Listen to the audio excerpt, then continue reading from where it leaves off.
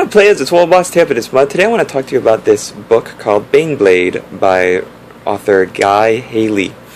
I have talked about this a couple of times. I've mentioned it in some other videos, and I just want to say, for those of you who haven't picked it up yet, it is a great read. I think that it is one of the coolest, most original books written in a long time for 40K, and except for a couple of really slow, draggy parts in the middle that make you think, why did that get past publishing? I think overall it's a great read. It's a great book.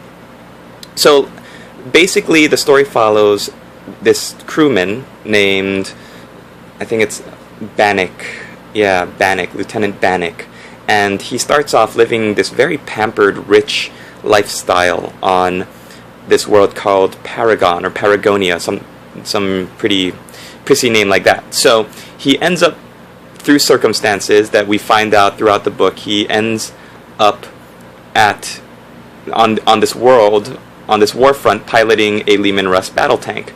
Now, through some other craziness, he loses the Lehman Russ and he becomes just a regular crew member on board this Baneblade. Now, the funny thing is that because of circumstances, the Omnissiah, or the spirit, the machine god, who looks over everything, kind of chooses Bannick to join this Baneblade. So even though he outranks some of the other crewmen, it's an interesting dynamic, I think, that he doesn't kind of fit in the regular crew who's been working together for so long, and he has to kind of join them and be almost one of the lowest ranking members of the crew.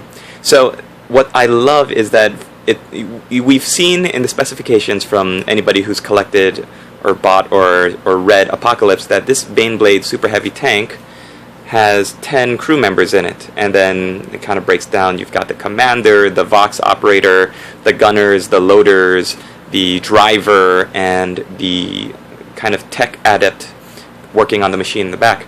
But this book is the first time we really get to see what the inside of a Baneblade looks like, how cramped it is, what the captain's chair looks like, and how you are able to navigate around inside this giant super heavy tank to get to all of the places. It kind of shows you that the driver sits right in here, and then the tank commander has his own seat that kind of rotates here so he could look through all these portholes, and then you've got the sponson gunners here, the loaders running back and forth, and there's a little lift machine that brings all the ammunition up to the main turret so it can shoot pew pew pew. And I loved it. It was so great seeing when these Baneblades were on the field and working to defeat the enemy. Not only do you have this one Baneblade, but it's actually a part of a super heavy regiment. So there are a couple of other Baneblades, and there's, I think, a Shadow Sword and another super heavy tank, and it's just awesome. It's amazing because it's the first time we really get into the crew members' heads. And the narrative is interesting too, because Lieutenant Bannick he has his own history. It's not terribly interesting, but the way it's told is very interesting. It's told in a bunch of short little interlude chapters where we kind of get to know who he is, how he ended up here. And the interesting thing about it is these interlude chapters start on board the ship on transit to this war zone, and then in little sections it takes you back and back, further and further, to the moment where he had to leave his homeland and join up with the Imperial Guard. So it's an interesting narrative style. It's kind of the present day interspliced with the narrative of how he got to be here, and it's interesting when you put it all together. There are a couple of complaints I have about this book, and that's in the middle. When Lieutenant Bannick leaves the super heavy tank, it's kind of not really explained very well, and it's kind of it becomes almost like a regular Imperial Guardsman's one man against the world, against the odds story. And I kind of didn't care for that, because you could read any Imperial Guard novel or any action-adventure novel about one guy behind enemy lines. It didn't feel like 40K, like a Baneblade novel. And there was a good 4 or 5, it felt like 5 or 6 chapters of that right in the middle of the book. Except for that, there's a huge tank battle in the end. There's all these great characters. I gotta talk about the orcs. For all of you orc players out there, or orc collectors, the Bad Moon Orcs are the main clan that they are fighting against. It's the only clan they're fighting against.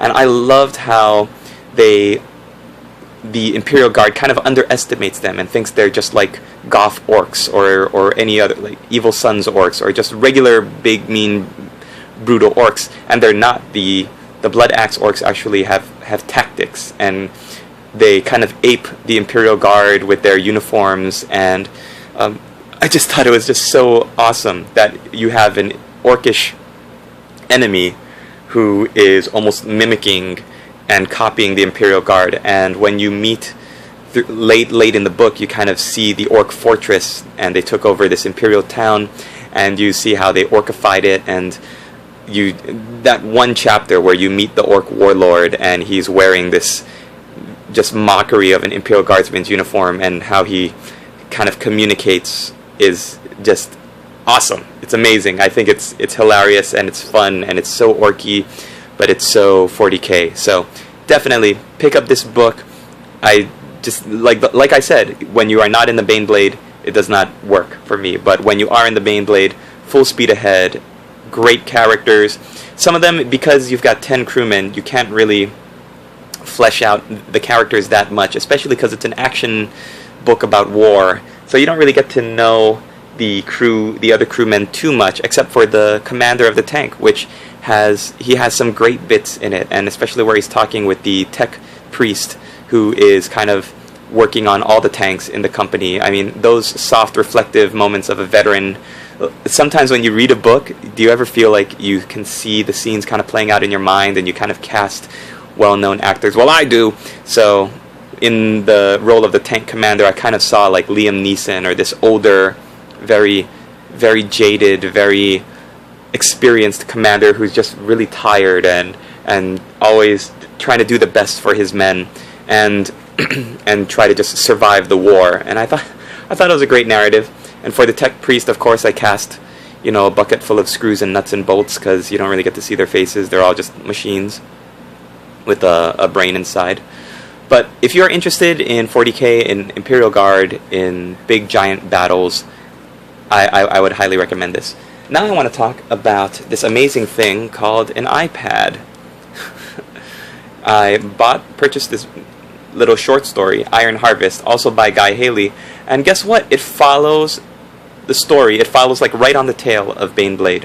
And by right on the tail, I mean there is a short little section in here where the Bannick character is in a briefing with the commander of the entire super heavy tank company, and he kind of gets seconded to an inquisitorial retinue. So it's really cool, because his Baneblade, he leaves the battle group and goes to join this inquisitorial force that's hunting Dark Eldar. Oh, so cool! So they're fighting Dark Eldar in this one, and just the way the Dark Eldar are described, their tactics, the way they raid this Imperial town and kind of take all the survivors. I loved it. This short story, I think, is just as good as the original novel. There are so many references to the original, though, that I would kind of suggest reading the original, unless you don't care for some of the background. They make a lot of references in this one. I guess Guy Haley likes these little Easter eggs. But if you want a great short story filled with like suspense, and there's 2 Warhound Titans, so how awesome is that also? And inquisitorial shenanigans and nonsense. There's this one part late in the novel, or late in the short story, where I'm not going to surprise it, but you kind of think to yourself, what happened to the Inquisitor, this super awesome Inquisitor? You're just waiting, because she's described as being really, she's got a great background description and great imagery that Guy Haley is kind of shares with you about how she's dressed and how she's armed and armored, and her retinue, and the tactics on how they're going to trap this Dark Eldar cabal in their trap. And it's just it wraps up really, really nicely, I think, and you kind of leave saying, oh, the short story just kind of leaves you saying, oh. So a lot of recurring characters from the novel, especially Bannick, who we kind of see as grown and matured as a commander now.